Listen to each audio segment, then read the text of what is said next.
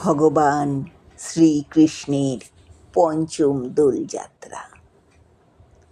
দোল পূর্ণিমার ঠিক 5 দিন পরে পরবর্তী পঞ্চম তিথিতে পালন করা হয় এক বিশেষ বৈষ্ণব উৎসব, যা শ্রীকৃষ্ণের পঞ্চম দোলযাত্রা হিসেবে পরিচিত।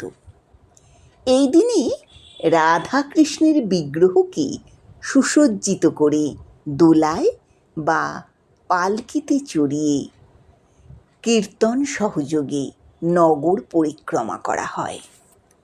চৈতন্য মহাপ্রভুর ভক্তরা এই উৎসবকে মহাপ্রভু শ্রী শ্রী চৈতন্যদেবের দোল হিসেবেও গণ্য করেন। পৌরাণিক বিশ্বাস অনুযায়ী পঞ্চম দোলের সময় ভগবান শ্রীকৃষ্ণ সখা সখীদের সঙ্গে বিশেষ দোল লীলা ও আনন্দ করতেন।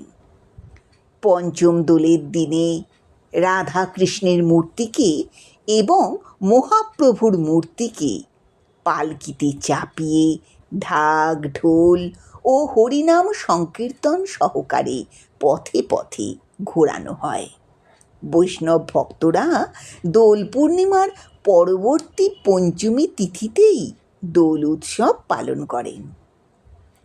মহাপ্রভু 5 রস অর্থাৎ ধর্ম, অর্থ, কাম, মোক্ষকে ছাড়িয়ে পঞ্চম পুরুষার্থ প্রেমকে স্বীকৃতি দিয়েছিলেন, কারণ প্রেমই ভগবান শ্রীকৃষ্ণের মাধুর্যের আস্বাদন করায়। কথিত আছে, বৈষ্ণবরা আধ্যাত্মিক প্রেমের প্রতীক হিসেবে পঞ্চম দোল পালন করেন।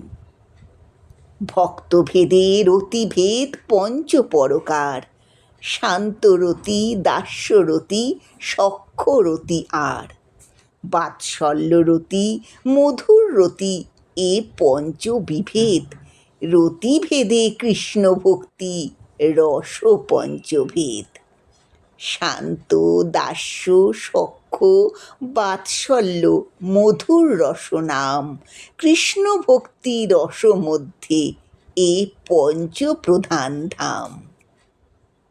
শান্ত, দাস্য, সখ্য, বাৎসল্য ও মধুর প্রেম ভক্তির পঞ্চম রস। মধুর রসেই 5টি গুণ সম্পন্ন প্রকাশ পায়। কথিত আছে, দক্ষিণ ভারত ভ্রমণকালে মহাপ্রভু শ্রী চৈতন্যদেব গোদাবরীর তীরে রায় রামানন্দের সঙ্গে কথোপকথনে কথা বলেছিলেন।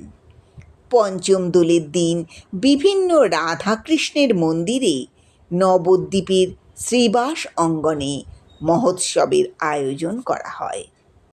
ভক্তরা মহাপ্রভুর চরণে আবির দিয়ে আশীর্বাদ লাভ করেন। এক বিশেষ লোকগাথা অনুসারে ললিতা, বিশাখা ও তুঙ্গবিদ্যার মতো অনেক সখীরা শারীরিক অসুস্থতা বা অন্য কারণে মূল পূর্ণিমার দিনে ভগবান শ্রীকৃষ্ণের সঙ্গে দোল খেলায় অংশ নিতে পারেননি। ভক্তবৎসল শ্রীকৃষ্ণ তাদের মনোবাঞ্ছা পূর্ণ করতে দ্বিতীয়া থেকে দ্বাদশী পর্যন্ত বিভিন্ন তিথিতে পৃথকভাবে দোল খেলেছিলেন, যার মধ্যে পঞ্চমী তিথির দোল অন্যতম। বৃন্দাবনের কৃষ্ণ ভক্তরা এই দিনটি বিশেষ আনন্দ উৎসবের মধ্য দিয়ে পালন করেন।